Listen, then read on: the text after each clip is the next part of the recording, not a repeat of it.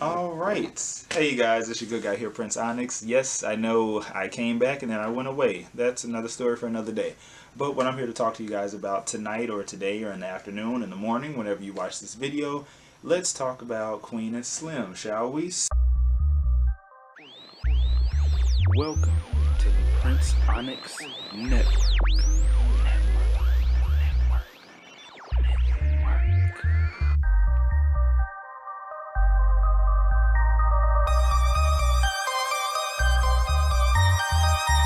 So I just came from seeing it. Honestly, I went to go see it because I was watching King of Reads, aka Justin J. I was watching his non-spoiler / spoiler review, and it got to the spoiler part, and something in my mind told me pause it, because as much as I'm gonna be honest with y'all, I did not want to see this movie because, whew, I did not want to see this movie because you know what? I'm fucking tired. I am fucking tired of us being inspired by Black Death. I'm gonna just call it a fucking thing. Yes, this is a spoiler review. I am just tired of us being inspired by Black Death. You know, a movie or something that like really gets me going, something that I want to see. A movie like The Photograph that's coming out in February with Issa Rae and Lakeith Stanfield. Hell, Luke Cage on Netflix, the first two, season 1 and season 2, even though it got canceled or whatever because of the whole Marvel situation. But Luke Cage, Black Lightning, shit, what the fuck else? Like movies where niggas actually don't fucking get killed. Like, you know what I'm saying? Now, granted, yes, there is killings in Black Lightning and Black Death, but it's of certain characters, but not of like the lead characters or like primary characters. It's of like other characters. Well, I shouldn't say that because there are some lead and primary characters who do get killed, but like the characters who matter to the. Listen, y'all, there are characters who get killed and there are characters who live. Point blank period. It's fictional, they are superheroes, this, that, and the third. But it's like shit like that, that's what I'll go up for. Like, but it's just like with Queen and Slim, it's just like, oh man, there were some funny moments I enjoyed. There were moments that made me cry. Maybe you can tell that from like my eyes. I don't know if you guys can see like how red they are. And it's just like the ending, I fucking hated it because I wanted them to make it so fucking bad. I wanted them to make it so bad, y'all. Like, and when you think about it, when you listen to the dialogue, devil in the details. This is why, like, as a screenwriter, like for my cast members, they be questioning certain stuff, and I'm like, well, don't worry, certain stuff is going to, it's a 360, 180, it's a full circle, like, shit happens. You know what I'm saying, when you're doing world building, but that's a whole nother story, though. I know my thoughts may not be together. Don't give a fuck, because this really just like. This movie just like, But I will say that the two actors, Jody and, damn, I'm forgetting that brother's name. Daniel Kaluuya. Jesus, because I was about to use his last name as his first name. Whoa. Anyway, they did a really good job. The cinematography, it was A1. It was done like, the cinematography was A1. You can tell that it was a black production crew from the lighting to the makeup to the hair to the costume design to practically any and everything. I would say that it was, black people through and through. You know what I'm saying? At least that's what I hope. But you can just tell. So there's that. But yeah, it's just like the story, it was just really fucked up, like towards the end, because basically, so what happened was, if you guys don't know, so it's about these two people, Queen and Slim, which we never know their names until the very end, but it's about them being on their first date, and the first date, which ends up turning into a run for their life because they were pulled over while Slim was taking Queen home. The cop was just racist from the jump. Mind you, they are in Ohio, that's where it starts, and the cop was just racist from the jump. A little unknown fact that becomes known throughout, like during the movie, is that this cop actually a while back, or maybe like a couple of years ago or something like that, he killed a black man who was literally taking his daughter to school, minding his business. He killed him, and clearly he got away with it. So that happened, and man, I'm really sorry, y'all. I'm trying to get my thoughts together. I'm really trying. Thank y'all for tuning in and watching. It's just pissed off. Anyway, so the traffic stop. Slim is doing everything that he's supposed to do, but he is, asking what's going on because the officer all of a sudden wants to check the trunk, and Queen is making slick remarks because she's a lawyer, she's an attorney, but even the law can't really protect you, which we see throughout the movie. So he checks the trunk, this, that, and the third, and then Slim was just like, hey, could you hurry up? Even though part of me wishes he wouldn't have said that to, rush the cop because the motherfucker's already 20 on 10, but he did it anyway. Cop got pissed, pulled the gun out on him. Queen got out the car. She was like, hey, what's going on? I'm an attorney. She was reaching for her phone to record the whole instance. She ends up getting shot, grazed in the leg. He's wrestling, Slim is wrestling with the cop. They're on the ground. Gun's on the ground. He manages to get the cop off of him. He grabs the gun, and in self-defense, he shoots him and kills the cop. And then Queen's like, yo, we gotta go. So then they're leaving. They left. They're driving. They're all the way in Kentucky first, which is like, when you think about it, yeah, I will agree with King of Reeds that it's like a modern day underground railroad, so to speak, because they go from Ohio all the way to New Orleans, then to Savannah, Georgia, then to Miami, Florida, because they made a plan to go to Cuba to basically escape like Assata Shakur did, all those years ago, decades ago. So that was their plan to get to Cuba, and boy, damn, wow, really I'm just trying to reel it in because it's just like it's a lot to process. It's a fucking lot. It's a fucking lot. Where was I? Yeah, so they were in Kentucky. They ran out of gas. They tried to hail down a car, and then Queen was like, oh, they might be black, the people in the car. So she's thinking that, oh, if they're black, that means they're, on our side, power to the people. And Slim made a remark that many people may have missed, but if you listen, it comes back 180. He was like, that's not always a good thing, which we see why in the end. So anyway, they ended up getting in a car, in the pickup truck, going to the gas station to get gas, and I fucked up enough. The driver is a sheriff. So he's hearing over the radio, even though it's his off day, he still has his radio with him. He's hearing over the radio about what's going on. There's that. So then they end up, I guess you could say kidnapping him, but then they literally put him in the trunk of Slim's car, and then they just take his truck. They drive that all the way down to New Orleans to Queen's uncle's house, who owes her a get to New Orleans, to Queen's uncle's house. And, damn, what is the uncle's name? Shit. What was it? Uncle Gerald, Uncle Darrell. Anyway, her uncle owed her a big favor because we find out that she got him out of prison for sadly enough, for killing her mom. And we find out about that story later on.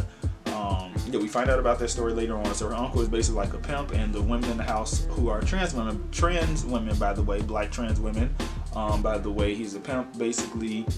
And they basically they plan to stay there for 2 nights. They get enough money to get them where they're going, and basically they have to change their identity, so to speak, but hide in plain sight. So basically Slim got a haircut, got his facial hair, all that stuff trimmed off, cut off. Queen, India Moore's character Goddess, which shout out to India Moore from Pose. She took because India is non-binary, I believe. But in the movie Goddess, Goddess is referred to by the pronouns of she. So Goddess takes out Queen's braids, and so she has like a little afro fade kind of thing. Like I guess you can say like a Grace Jones type of hairstyle. I don't really know what that was about. But anyway, so they are there, and they have to unfortunately leave because the cop showed up because the uncle was arguing with one of his girls about, oh, where's my pinky ring? I know you took it, So the neighbors had called, and a little side story, the cop he's one of the ones who was like, one of his girls was like fucking on and off or whatever, and then she's like, stop fucking with him. So he thinking that she called him, but she probably didn't. It was most likely he showed up because the neighbors had called. Because hell, if you yelling that loud at night and people trying to sleep, shit, don't think motherfuckers ain't gonna call. Anyway, so then they had to leave. So the next morning they leave, but before they leave, they burn the car, the pickup truck. They burn the truck, and then they go in the uncle's turquoise Catalina car, like Cadillac. Oh yeah, Pontiac Cadillac. They take off with that. Then where do they go next? Yeah, so from New Orleans, because he gave them the address of somebody who I guess he was in the army with, because he didn't really specify, because he was like, oh, I did time with this person, so like I know them from back in the day. So I don't know if it was from like being in prison or from the army, because the uncle, we found out he served in Iraq, and that's what got his head so messed up. Which is why, like, man, it's just a lot. Anyway, trying to stay on point, because it's like so many little side stories, I guess you can say. Like, it's just like, you know, a devil in the details, attention to detail. Damn, so yeah, they're traveling. So they leave New Orleans. They did stop at a nightclub, which it was a black-owned nightclub. It was black patrons, black bartender, all that stuff, and she gave them drinks, because Slim went to go get drinks for them, and then he was going to pay, and the lady was like, it's on the house, you're safe here. No, none of them was gonna like snitch on them or turn them in, which that part in the movie, you see, you get that part where the bartender, she was like, you're safe here, don't worry, you're safe here, because yeah, she could recognize them even though they had changed their hair and everything, which in hindsight, was it a good idea for them to do that, to like, oh yeah, take the braids out, cut his hair off and all, you know, facial hair? Yeah, it was, but it's like, yo, y'all are still recognizable, you know what I'm saying? Like, y'all are still recognizable. But like, thankfully, you know, nothing happened. They were able to dance, all that other stuff. And then they were driving, and I believe they were still in New Orleans. They were still in Louisiana, rather. But or New Orleans in particular. They were driving, and then the car, what was it? They had car trouble. I'm trying to remember the specific parts of the car, but it don't really matter. They needed help, so they went to a black-owned mechanic. The mechanic, he was one of the black folks who didn't agree with what they were doing, even though they kept stressing the importance of, hey, like, we had no choice. It was self-defense. Like, if you look at the dash cam footage, it's like the dude just pulled out the gun all of a sudden. And then, you know, because Queen got out the car and she was demanding to know what's going on, and she was reaching for her phone, which, yeah, you can argue that she shouldn't have reached for her phone, but in the same breath, it's like he shot her. She's the victim. Sorry about that, you guys. Camera had cut off. Anyway, like I was saying, Queen and Slim are the victims. Like, the cop shot them. He shot at them. So yes, shoot. Like, it's like so many ways you can whip it, flip it, twist it, bake it, you know, sunny side up, sunny side egg, crack it, whatever. Look for the yolk, look for the clues, look for an argument. Yes, but in the same fucking breath, it's like, because we see this shit happen all the fucking time. You know what I'm saying? And she was a lawyer, and again, the law ain't gonna fucking matter. Anyway, so with the mechanic, you know, they gave him all the money that they had left, because he wasn't gonna give them no discount, because he didn't agree with them. But his son he was inspired by them. So much so that, like, he took them on a walk so that the father can finish the car or whatever, and he was letting them know about a protest that was happening the very next day. So they left, but before they left, he took pictures of them. They wanted to take pictures because they wanted to be remembered, to have proof that they exist, proof that they existed. You know what I'm saying? Which goes into the whole topic of immortalizing, immortalization and Black Death, because they almost really go hand in hand. So they do that. They leave. They, you know, take the pictures. They leave, and they're off. They're going to Savannah, Georgia next, to where the uncle. I keep forgetting the uncle's name, but the uncle had told them, hey, like, you know, he gave them an address of where to go next. So they go there, but before they go there, they stop and visit Queen's mother's cemetery, because that's where we find out that, you know, why her uncle owed her really big time because of what she did, because she explained the situation of how her grandma had passed away. Yeah, the grandma had passed. I'm trying to remember. I just seen her. I know, right? The grandma had passed away. She left the house to her mother and her uncle, so her mom's brother. They were arguing about it, you know, typical family shit, like, you know, who would get the house, who would keep the house or whatever. They were arguing one night at the house. The uncle was fucked up, you know, drunk or whatever, or having an episode, we don't know. He basically pushed her mom. Her mom fell down a flight of stairs. Her head, you know, cracked her head open. She was bleeding out so fast that by the time the ambulance got there, she was already dead. But Queen did say earlier on how when she was younger, her and her mom were tight. They had a really close bond. But the older that she got, it was like she really didn't recognize her mother anymore, and they could go months without talking to each other. And when they did talk to each other, it was always uncomfortable. It just like felt like the mom may have been trying too hard, but she does miss her mom, and she hates the fact that, you know, and she hates the fact that like her uncle is alive and her mom isn't, you know what I'm saying? And then to turn around and help him, because she had just passed the bar exam too, to turn around and help him get free, you know, because she was so eager to work a case. And that's why you got to really be careful with the energy that you put out there. Like, oh, you know, if you're a lawyer, oh, I'm so eager to do this, or you're a content creator, you know, you're so eager to do this, because you never know what the universe hears all, God hears all, and you never know what you're going to be handed on a silver platter. So I took from that part, like, damn, you really got to be careful what you are so eager to do or wish for or what you think, because this was your first case after you passed the bar exam. That's pretty fucked up. Hold on, pause for the call. I'm sorry, I just said it's a lot to process. I'm processing it as I talk to y'all. Whew, okay, so where were they? They were driving to Savannah, Georgia. Yes, they were driving to Savannah, Georgia, and they pulled up into the neighborhood, at the house of the uncle's friend, who, it was this white man and his wife, so a white couple. Which, you know, yes, I was one of the people in the theater that thought, oh shit, because the uncle even warned him. He was like, the friend, the husband, he's cool, the wife's a bitch. And come to find out, because there was a love-making scene of Queen and Slim in the midst of the protest that was happening back in New Orleans, where the mechanic's son had pulled out a gun. And it was crazy because it was like there were instances of black cops in the movie trying to help the people. There were instances of them trying to help the people.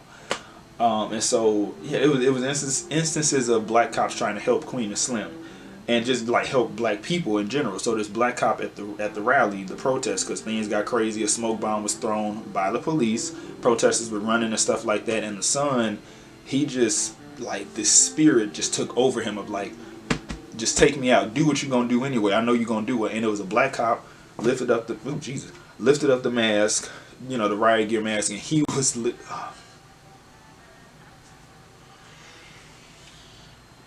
oh man, he was literally just telling him to go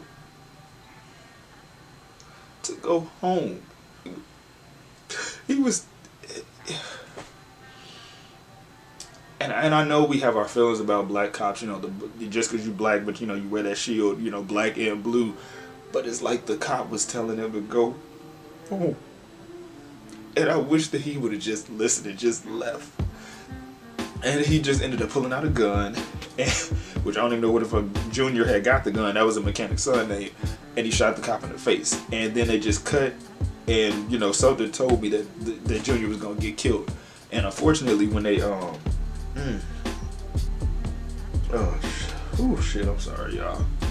And unfortunately, when they went to the white couple's house, the wife had revealed, the husband had revealed that the boy had got killed, and they were shocked. They were taken aback by that, because it's just like they didn't try to inspire him or tell him, oh yeah, go to the rally, here's what you do, here's this gun, and just shoot the cop. They didn't give him a gun. They didn't tell him anything. The boy did that on his own merit.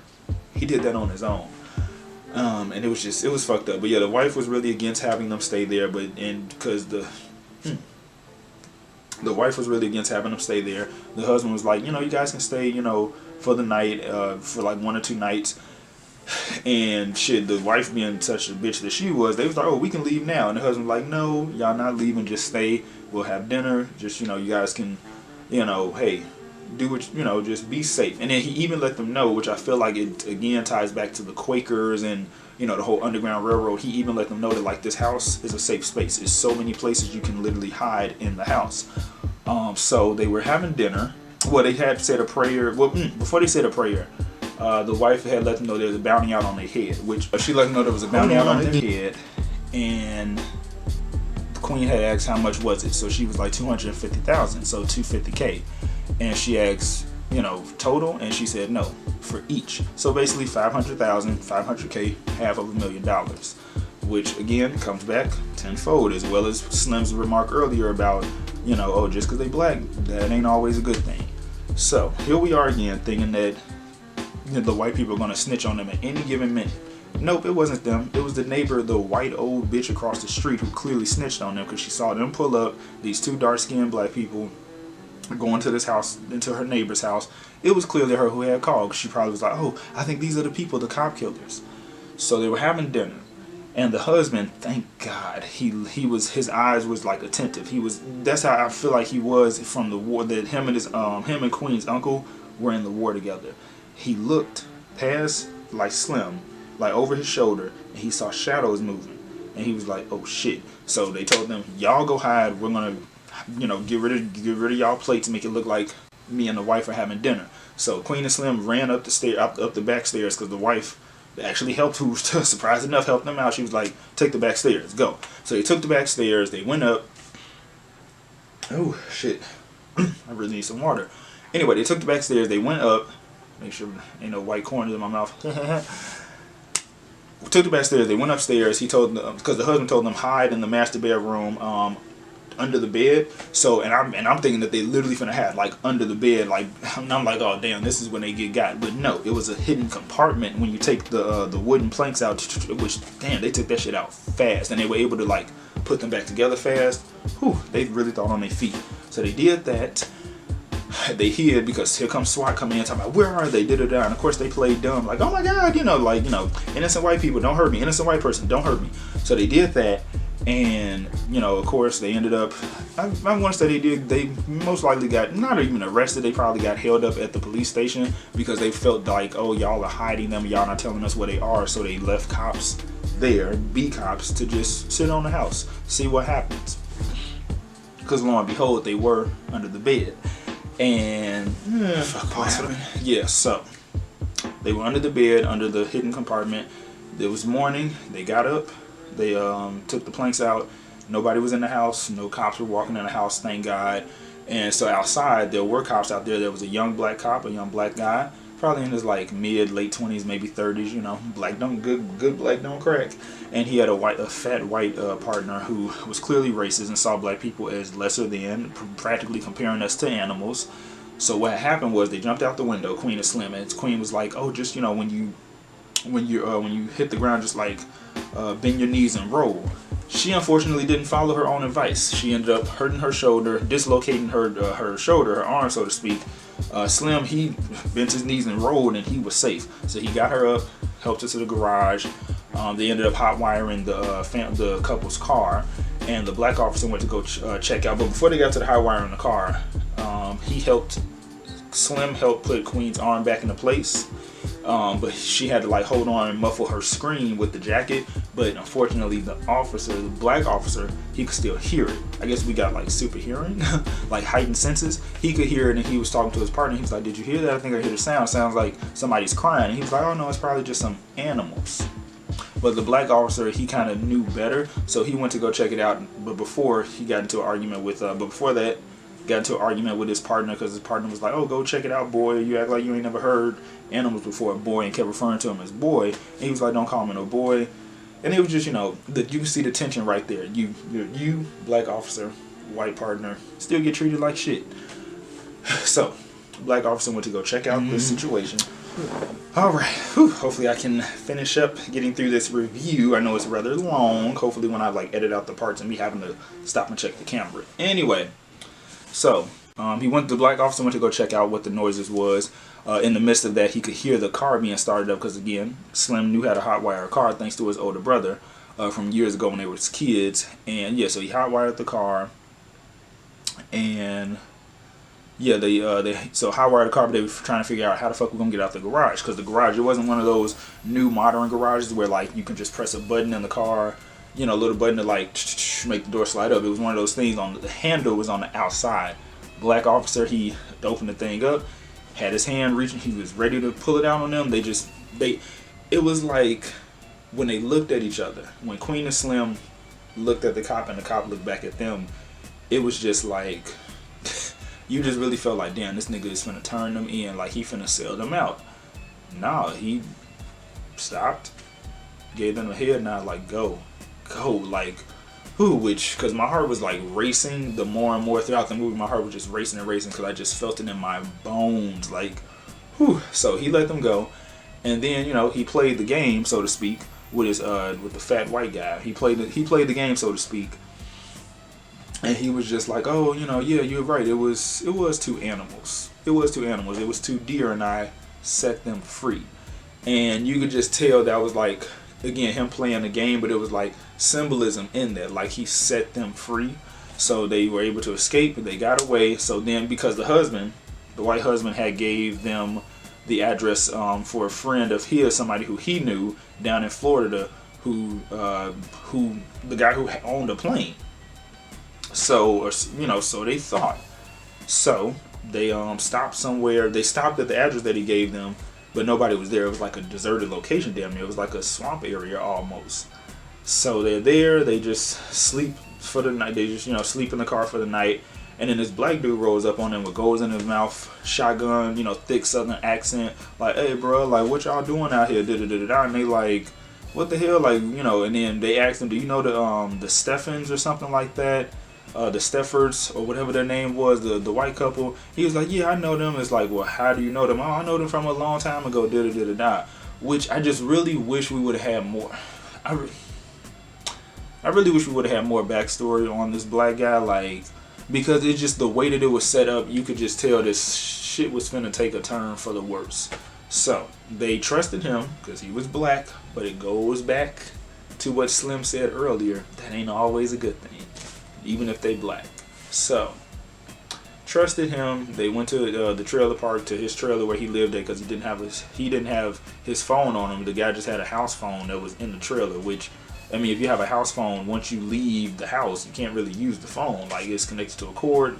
Well, it was one of the wireless phones you just pick up. But anyway, so we cut to him on the phone with the person who really owns the plane, because he didn't own no plane, but he knew a guy who was a big baller and owned a plane or whatever. So we cut to him talking to the guy, but what I wish we would have got was the beginning of that conversation. I wish we would have got just a close up of him. Like, was he really dialing the guy, or was he dialing like some anonymous hotline?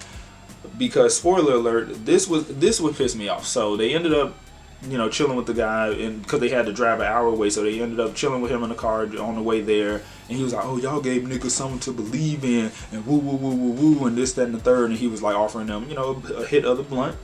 They at first didn't want it, but then he was like, man, y'all, if I was y'all, I'd be smoking like a motherfucker. I know where I smoke a lot because I'm paranoid. Somebody trying to kill me. If it ain't the cops, niggas, everybody, And then Queen and Slim thought to themselves, so they was, they took a hit of the blunt, just having a hit of the blunt, having a good time, it is what it is. So they pulled up to the airport.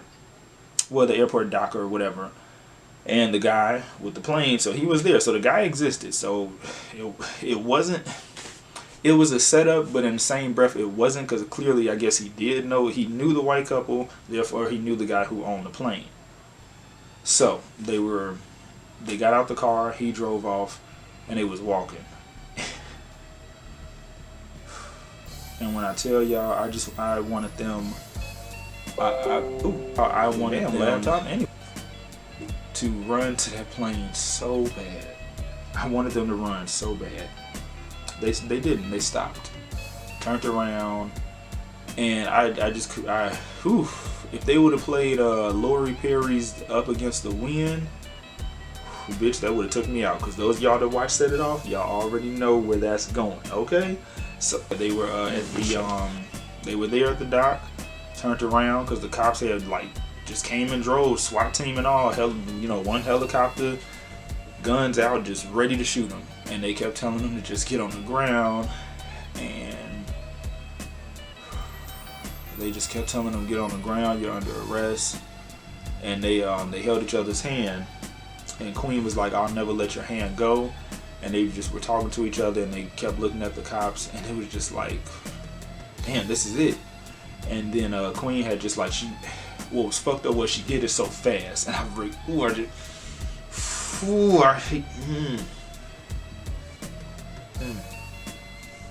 she did it so fast. She had turned to him. She was like, "Can I be your legacy?" Because earlier they were talking about being a legacy, and they were talking about legacy, longevity, having children, hypothetically, and what does having children mean? It's like Slim was like, oh, people have kids to be seen, to be loved, to like have a reflection of them. So, and then like he was saying how his grandma told him how like having children was a way to ensure that you didn't die. So it's like you lived on through your child, you know, like on some spiritual, extraterritorial type stuff. So she had just turned to him. She was like, "Can I be your legacy?" And he was like, "Hell," he was like, "You already are." And the white bitch, the white lady cop shot her right in the chest. And then we had this lifeless body, this shell, just lifeless, because the soul was gone. So Queen was dead. Slim was crying. He was on the ground. He picked her up, and he just was walking towards the cops, and then they lit his ass up. It was damn near like on some Cleo shit from Set It Off. Not as many bullets. Yeah, they shot him. They lit him up. It was similar to like Cleo from Set It Off, minus the hundreds of thousands of bullets, but no less. They lit him up, and he was dead. They both were dead. Then we go to the news clip of saying, then we got their names: Angela Johnson, Ernest Haynes. They were gunned down, and of course, in the news report, they were saying that, oh, they were armed and dangerous. Because earlier, yeah, they took the officer's gun after they shot him. But then they had got rid of it eventually, so they didn't have it anymore, and they didn't give it to the mechanic's son either. The mechanic's son had a whole nother gun, which I don't know where the hell he could have got that from. Probably got it from wherever his father had hid it. So you see these different shots of the different people who helped them along the way, as the King of Reeds had called them, the Quakers. So you had the uncle with the girls. They were all sad and pissed and crying. The white couple, they were emotional. They was, man, you could tell the husband just wanted to break down. He wanted them to make it so bad. Then who else? And then the mechanic, because his son had got killed, so he was crying. His son got killed. The people who he helped got killed, even though he didn't agree with them. He was crying. And then there was a shot of the money on the motherfucking table. And who was it who had the money? Who was it that turned him in? It was the black man. It was a black dude who helped him. And it just goes to show that like it's the system that's set up that way, the system of poverty, the system of being black and poor, that makes us have to have this crabs in a bucket mentality, this cannibalistic mentality, to where it's like, yes, I will turn on people who look like me to get myself out of whatever situation, or just to get some money. Because I guarantee you, he probably ain't gonna get himself out that trailer park. He probably gonna still be there and just splurging on whatever, because many black folks don't have good spending habits. So yeah, that is my review, spoiler review of Queen and Slim, and my thoughts on it. So yes, it's just it was a lot. It was really a lot, and that's why like earlier I said what I said, because it's like I'm just tired of it.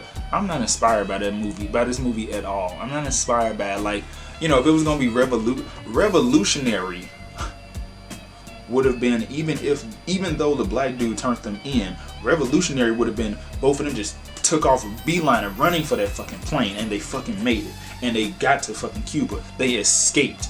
That would have been revolutionary. That would have been revolutionary. Like, they would have took off before the cops would have had time to pull up and stop, and everybody had had their guns just ready to go. That would have been revolutionary.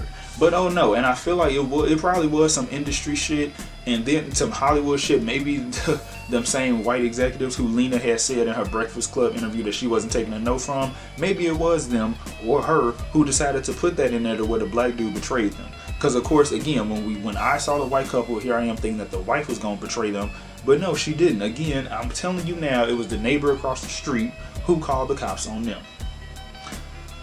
So it's just what the fuck are we supposed to get out of this? I'm sorry, I'm trying to keep it clean because of all these rules and regulations that YouTube got going on. Even though I already marked my channel is not for children, so it's just what are we supposed to get from this? How are we supposed to be inspired? Because Black Death happens every day, and it happens so often. If it's not at the hands of our own, it's at which there's killing and death in all types. There's racial crimes, within your own community every day. You got white on whites killing each other, Asians on Asians, blacks on blacks, Latino on Latino. Whole another thing. We're not finna get into logistics, analytics, and statistics. Anyway, Anyway, don't worry, it smells like Skittles. Anyway, I'm not inspired by this whatsoever. And I'm praying that in this new decade, we get black movies that are just about black people just being, just living, breathing. And if they do die, it's not at the hands of, it's not at the hands of police brutality. It's not at the hands of another black person. Just like a natural death. I mean, hell, it's just like you just get tired, Joe. That's why, like, I really can't. Like, I'm gonna be honest with you. It's so hard to really want to go see a lot of black movies because when you look at the trailer and you see how it's set up. Sorry about that. Technical difficulties. The battery and the light, the LED light, it was blinking. So, my goodness. Hope that does not trigger anybody. Not trying to give anybody a seizure. Being serious. Anyways, getting back to getting back to my critique. I'm just tired, y'all. I'm just tired of movies, of black movies where it's like black death. Like, it's like, how are you supposed to be inspired by that? Like, if y'all really wanted to be revolutionary, it should have been revolutionary through and through. Because it's funny how the plan was to go to Cuba, like how Asada Shakur did, and yet they didn't make it. Like, that's just fucked up. Like, and I'm sorry, not sorry. It's just, listen, I supported the movie, so I can't be mad. It is what it is. You know, gave the movie theater my little $13 and some change because the tickets are expensive.